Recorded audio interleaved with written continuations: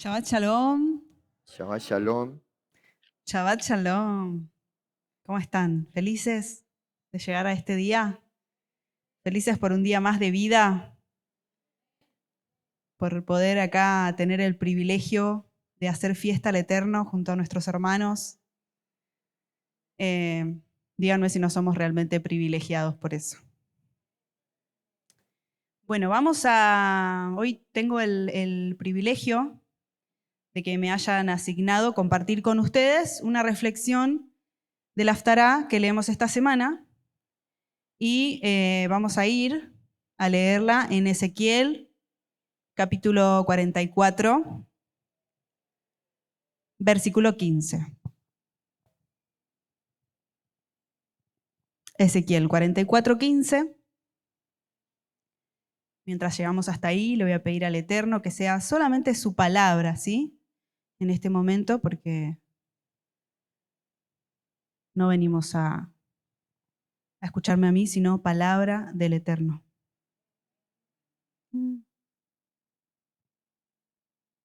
Bueno, ¿estamos?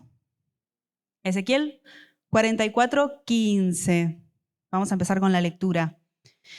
Sin embargo, los sacerdotes levitas de la familia de Sadoc continuaron sirviendo fielmente en el templo cuando los israelitas me abandonaron por rendir culto a ídolos. Estos hombres servirán como ministros míos. Estarán en mi presencia y ofrecerán la grasa y la sangre de los sacrificios, dice el Señor soberano. Solo ellos entrarán en mi santuario y se acercarán a mi mesa para servirme. Ellos cumplirán todos mis requisitos. Cuando entren por la puerta del atrio interior, deben vestir solamente ropa de lino. No se vestirán con lana cuando estén de turno en el atrio interior o en el templo mismo. Llevarán puesto turbante de lino y ropa interior de lino. No deberán vestir nada que los haga transpirar. Cuando ingresen al atrio exterior, donde está el pueblo, tendrán que quitarse la ropa que usaron mientras sirvieron. Dejarán esa ropa en las habitaciones sagradas y se cambiarán, a fin de no poner a nadie en peligro al transmitirles santidad con esa ropa. No se raparán la cabeza ni se dejarán crecer demasiado el cabello, sino que deberán recortárselo con frecuencia. Los sacerdotes no beberán vino antes de entrar al atrio interior. Podrán casarse únicamente con una virgen de Israel o con la viuda de un sacerdote. No podrán casarse con otras viudas ni con mujeres divorciadas. Enseñarán a mi pueblo la diferencia entre lo santo y lo común, entre lo ceremonialmente puro y lo impuro. Servirán de jueces para resolver cualquier desacuerdo que surja en mi pueblo, y sus decisiones tendrán que basarse en mis ordenanzas. Y los sacerdotes mismos deberán obedecer mis instrucciones y decretos en todos los festivales sagrados y ocuparse de que los días de descanso sean apartados como día santo. Un sacerdote no deberá contaminarse al estar en presencia de un cadáver, a menos que se trate de su padre, su madre, uno de sus hijos, de sus hermanos o hermanas solteras. En tales casos está permitido. Aún así, podrá volver a desempeñar sus tareas en el templo solo después de purificarse ceremonialmente y luego esperar 7 días. El primer día que vuelva a su trabajo y entre al atrio interior y al santuario, deberá presentar una ofrenda por su propio pecado, dice el Señor soberano. Los sacerdotes no tendrán ninguna parte ni porción de la tierra, porque solo yo seré su preciada posesión. Su alimento provendrá de las ofrendas y los sacrificios que el pueblo lleve al templo, las ofrendas de grano, las ofrendas por el pecado y las ofrendas por la culpa. Todo lo que alguien aparte para el Señor permanecerá a los sacerdotes. Los primeros frutos maduros y todas las ofrendas presentadas al Señor pertenecerán a los sacerdotes. También les darán a los sacerdotes la primera masa para que el Señor bendiga los hogares de ustedes. Los sacerdotes tendrán prohibido comer carne de cualquier ave o animal que muera de muerte natural o por haber sido atacado por otro animal. Y ahí concluimos. Amén. Bueno, esta es la Haftará que nos tocaba leer el día de hoy, Ezequiel 44, 15 al 31. Y vamos a a ver un poquito del contexto histórico de esta Haftará. Les cuento que luego de la muerte del rey Salomón, Israel se divide en dos. Era una sola nación y después de la muerte del rey Salomón se divide en dos. Por una parte, el reino del norte, que era llamado Israel, compuesto por 10 tribus, y por otra parte, el reino del sur, que era llamado Judá, con 2 tribus, Judá y Benjamín. En ese reino del sur estaba Jerusalén, que es donde estaba el templo.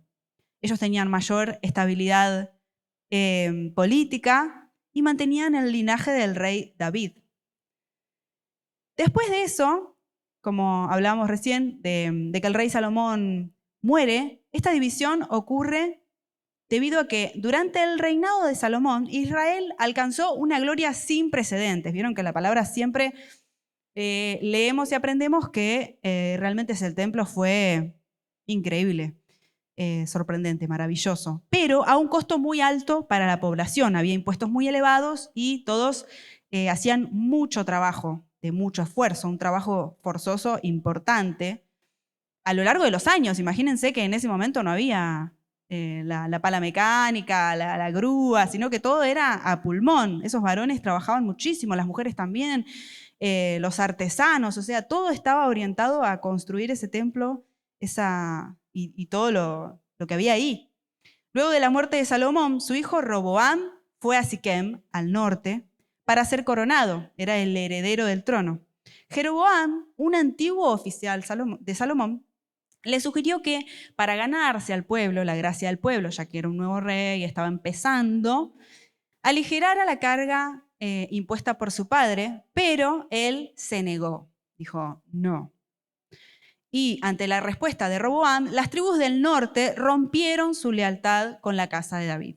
Y ahí hubo una división. En el norte se estableció como rey Jeroboam, que era el que primero le había dado consejo, y al final después se dijo, bueno, deja que yo me hago rey. Y quien temía que si sus súbditos seguían yendo al templo de Jerusalén a adorar, porque había que viajar, ¿se acuerdan que leemos en la palabra como que decía, bueno, todos se movían hacia Jerusalén cuando había fiestas y cuando había una convocatoria? Entonces él tenía miedo que si la gente seguía haciendo todo ese traslado, al final se terminaran quedando en el reino del sur y le fallaran a él como rey autoproclamado. Entonces determinó lugares de adoración en ese nuevo territorio y puso allí becerros de oro. Así que hermosa la adoración que se empezó a practicar, imagínense, en nombre de Dios instalaron ahí becerros de oro para que la adoración sea en ese lugar. Ezequiel, el profeta del que acabamos de leer recién una porción, pertenecía al reino del sur y era de linaje sacerdotal. Estaba siendo preparado para servir en el templo de Jerusalén, pero su vida cambió drásticamente porque Jerusalén fue invadida por Babilonia y el rey Nabucodonosor exilió a toda esa élite de personas a Babilonia. Y él fue uno de esos, porque eran las personas que trabajaban ahí. Él estaba ahí en el templo. 5 años después de su llegada a Babilonia, a los 30 años de edad de él, que era la fecha en la que tendría que haber empezado a servir en el templo, Ezequiel tuvo su primera visión, su primera profecía, y el Eterno lo llama a él como centinela de ese pueblo que estaba ahí exiliado. ¿Sí? Imagínense que ellos estaban en un territorio totalmente diferente. Babilonia era un territorio totalmente idólatra, tenían un montón de dioses y cosas totalmente diferentes a las que ellos tenían en su pueblo. A diferencia de otros profetas, Ezequiel no enseñaba en Jerusalén, no predicaba en Jerusalén, sino que fue parte de la primera deportación masiva. ¿Sí? Todo lo que leemos de él en este libro fue en el exilio. Hay una relación clave entre Jeremías y Ezequiel. Ezequiel fue contemporáneo a Jeremías, quien vive el asedio dentro de Jerusalén, sufriendo el rechazo de todos. ¿Se acuerdan que en un tiempo leímos todo Jeremías? ¿Sí? ¿Lo hicieron? Qué interesante, ¿no? Todo lo que decía. Nunca lo había estudiado yo con tanto detalle y me quedé horrorizada por todo lo que lo que relata él, y era lo que estaba pasando en ese pueblo, lo que estaba haciendo la gente, lo que estaba practicando todos los días, y habían llegado a ese punto tal de idolatría en el que fueron destruidos. Y Ezequiel, en cambio, ya está en Babilonia, fue llevado 11 años antes de la destrucción final, comunicando al pueblo exiliado lo que estaba ocurriendo en su tierra natal, ¿sí? Uno profetizaba desde adentro y el otro profetizaba desde afuera, exiliado. Es fascinante notar que Jeremías, el profeta anciano de Jerusalén, y Ezequiel, el joven sacerdote en Babilonia, profetizaron al mismo tiempo. Jeremías enviaba cartas a los exiliados para que se establecieran y prosperaran allí, porque claramente eso tenía como para rato, mientras que Ezequiel preparaba sus corazones para entender que el exilio era una oportunidad de purificación.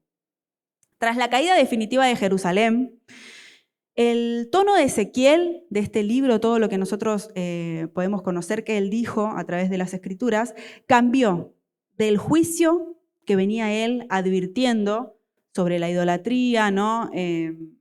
Venía como exhortando, cambia del juicio a la consolación y se enfoca en la restauración espiritual y sacerdotal. Su mensaje evoluciona de la condena que estaba advirtiéndole al pueblo que iban a sufrir si ellos continuaban con esa misma actitud, a la esperanza, de decir, bueno, las consecuencias ya las sufrimos, pero hay esperanza, esto se va a restaurar, ¿sí? Es a partir del capítulo 33 y nosotros leímos recién el capítulo 44, o sea que estamos hablando de una etapa en la que él ya está hablando de restauración y de un futuro, ¿sí? En la Parashá, vamos a ver qué encontramos de común entre la Parashá y la Haftará. En la Parashá, que leímos esta semana, Moshe instruye al pueblo sobre los requerimientos para los sacerdotes y los sumos sacerdotes que llevarían a cabo las tareas en el tabernáculo, ¿sí? Que es la instrucción que recibió Moshe para el pueblo, porque Dios quería habitar en medio de ese pueblo y le dijo, para que yo habite en medio de este pueblo, construyan un tabernáculo y es el lugar en el que yo me voy a hacer presente. Entonces, las tareas que se iban a llevar a cabo en el tabernáculo iban a tener que ver con los sacerdotes y los sumos sacerdotes. Y en la Haftará leemos recién a Ezequiel hablando casi lo mismo. No sé si se acuerdan, porque fue la primera liyá, la primera de esta semana, que después de la destrucción del templo, ya habían tenido ellos un templo, todas esas tareas se habían llevado a cabo por los sacerdotes y sumos sacerdotes en el templo fue destruido y él estaba hablando de que en la restauración, cómo iba a ser ese trabajo. Y repite como lo mismo que decía Moshe. Entonces, en la Parashá vemos que hay una distinción entre los sacerdotes y los sumos sacerdotes, porque aparte no eran los mismos requerimientos para el sacerdote, que oficiaba y hacía algunas tareas en el templo, pero no tan importantes o no exigían tanta santidad como la del sumo sacerdote. Había una diferencia ahí. Y en la Haftará leímos también, cuando recién empieza en el primer versículo, que había una distinción entre los sacerdotes levitas y los sacerdotes hijos de Sadoc, ¿sí? Entonces vamos a ver que a mayor cercanía, ¿no? Porque no era lo mismo para un sacerdote que para un sumo sacerdote, a mayor cercanía había una mayor demanda, ¿sí? Y a mayor fidelidad que se tenía, que es lo que podemos ver acá en Ezequiel, hay una mayor cercanía, como un premio. Entonces se arma como un círculo, ahí una espiral ascendente, que vos te acercás más, se te demanda más, pero sos fiel, entonces Dios te permite acercarte más, y así vamos como ascendiendo en esa fidelidad y permanencia que nosotros tenemos. ¿Sí? ¿Está bueno o no? ¿O los asusta? En el capítulo 44, versículo 15, les decía que leíamos esto de, mas los sacerdotes levitas, hijos de Sadoc, que guardaron mis ordenamientos del santuario cuando los hijos de Israel se apartaron de mí, ellos se acercarán para ministrar ante mí. Para entender quién fue Sadoc y por qué es el héroe, entre comillas, de esta visión de Ezequiel, debemos viajar al tiempo del rey David. Y les voy a contar que Sadoc, en hebreo, viene ¿de qué palabra? Sadoc.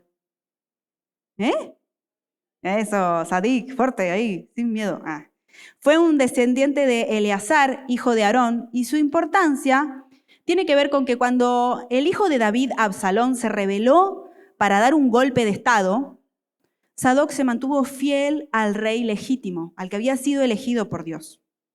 Más tarde, cuando Adonías intentó usurpar el trono que le correspondía a Salomón, o sea, siempre fíjense que las figuras de autoridad siempre reciben ahí como gente que quiere estar atacando, yendo en contra, sacándolos de ese lugar por creerse más aptos, ¿no? Como que la soberbia los vuelve locos.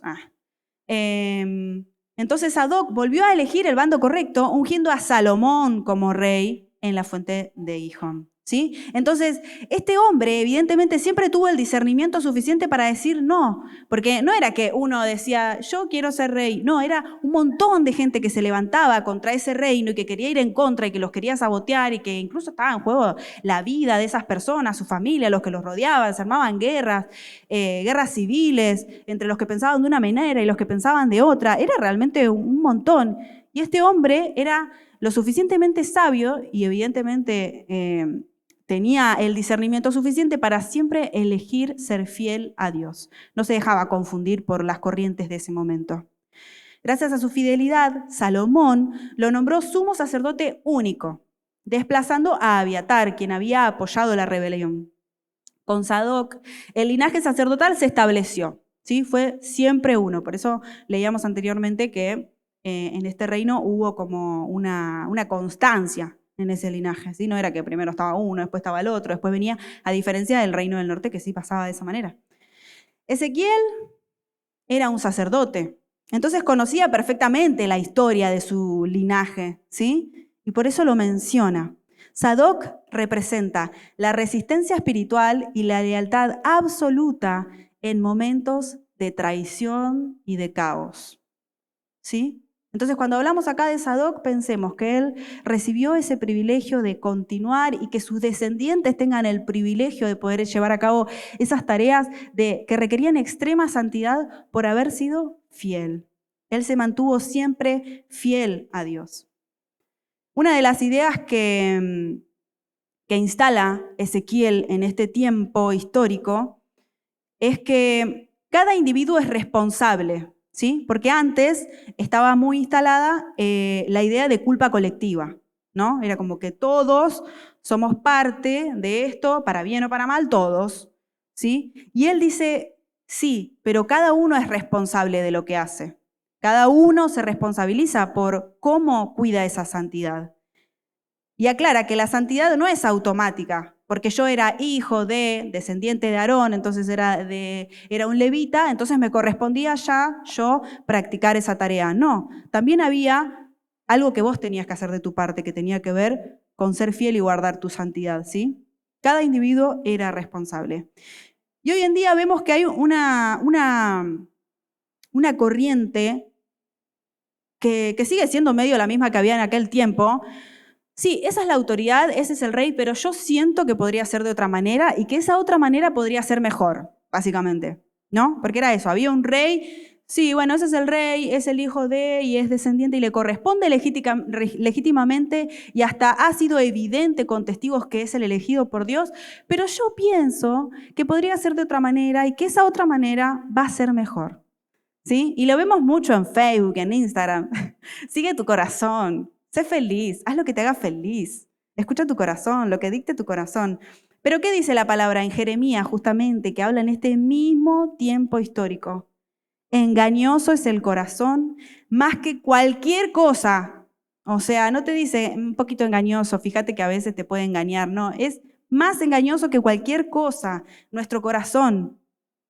Y está dentro nuestro. Y nos hace sentir cosas permanentemente. Y a veces podemos llegar a pensar que por momentos ser fiel a Dios implica también desconfiar un poco de nuestras propias emociones, ¿no? Porque esa gente en nombre de Dios quería tirar abajo a un rey. En nombre de Dios mataba gente y decía, no, yo voy a imponerme. En nombre de Dios ellos estaban convencidos. ¿Entienden lo peligroso que es el corazón? De hacerte sentir y creer y llenarte de seguridad de que vos tenés la razón. Los sadoquitas nos enseñan que la santidad no es un sentimiento, es un compromiso. La desviación y la idolatría en la que cayó el pueblo no fue de un día para el otro, fue gradual, ¿sí? El pueblo, en este momento que nosotros leemos a Ezequiel, estaba en un lugar fuera de su lugar natal, exiliados, totalmente alejados físicamente y en parte espiritualmente también de eso, porque empezaron a contaminarse con un montón de cosas que había en ese espacio.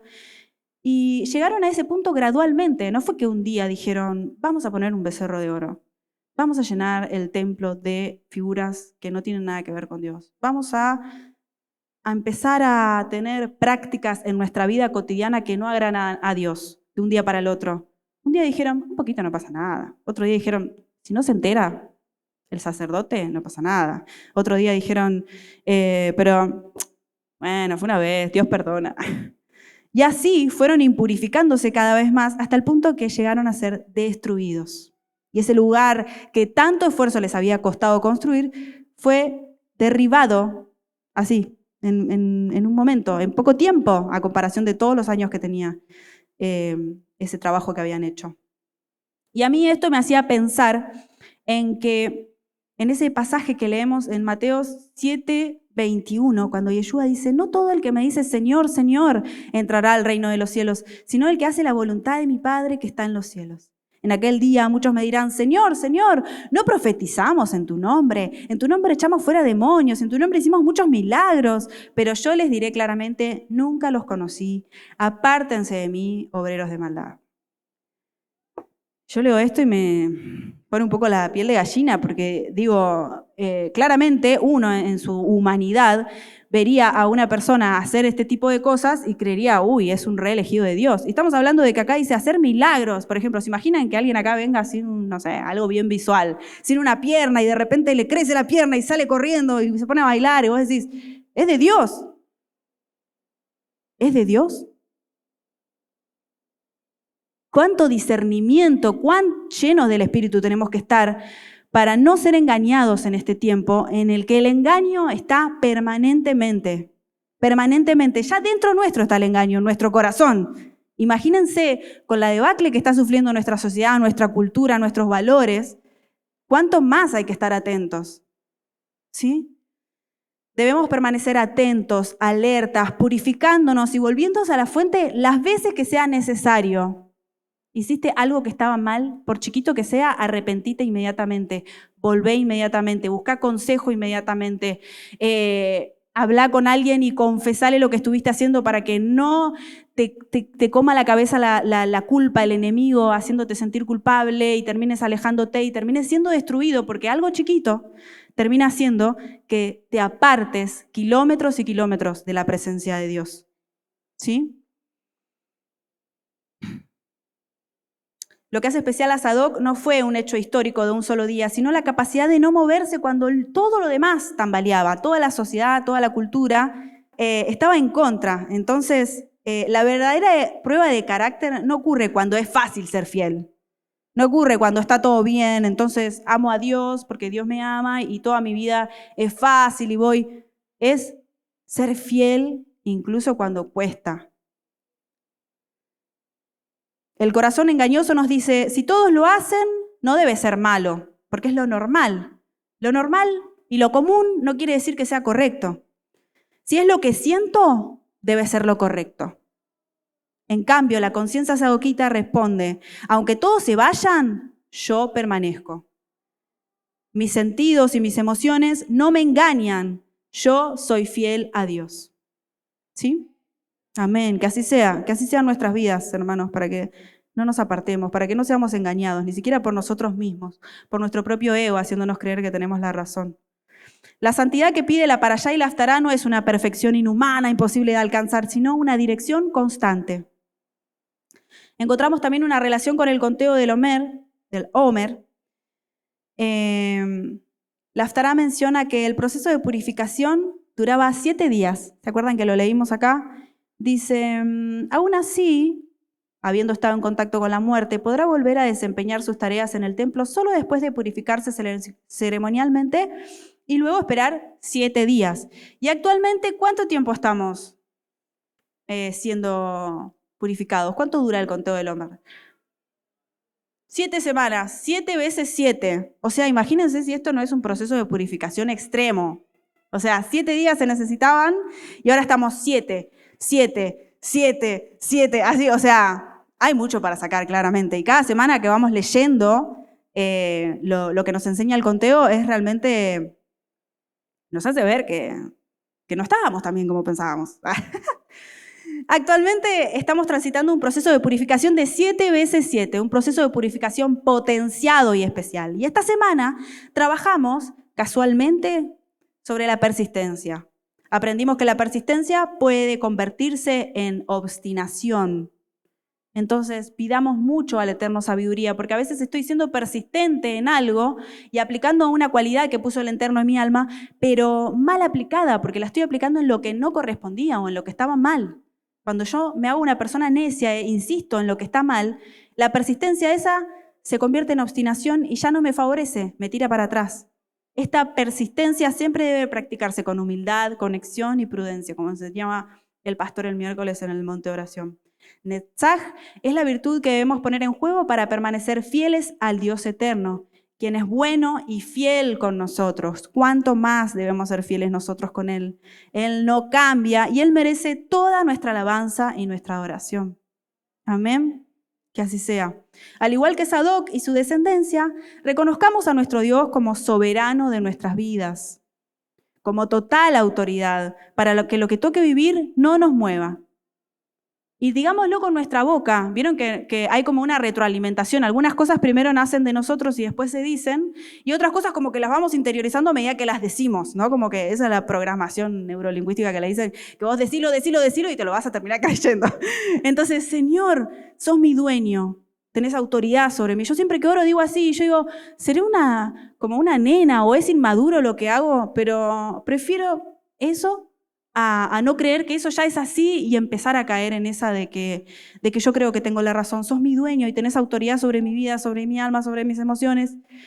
Decirlo con nuestra boca. Si nosotros sabemos que somos un templo, ¿quién es el sumo sacerdote de ese templo?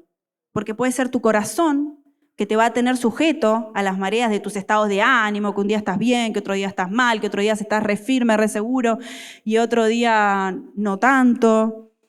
A lo que determina la sociedad, a lo que demanda tu grupo de amigos, tus compañeros de trabajo, de la escuela. Pero si es Yeshua, ese sumo sacerdote, vamos a tener un ancla firme, ¿sí? Así que seamos llenos de ese Espíritu Santo que es el mismo Yeshua en nuestra vida, haciendo que la Torá se haga carne en nosotros para que podamos realmente ser personas constantes, firmes, ¿sí? Ser un hijo de Sadoc en la actualidad significa comprender que la verdadera libertad no reside en seguir los impulsos de tu corazón errante, sino en la paz de una lealtad que no se negocia con las mareas del tiempo. Y que nuestra fidelidad a lo eterno sea más fuerte que la tormenta de lo temporal. Porque ¿a quién podemos ir si no es al Maestro, que es el único que puede darnos palabra de vida? ¿No? Amén. Eso era lo que les quería compartir hoy. Espero que sea de edificación. Los amo mucho y gracias por escucharme.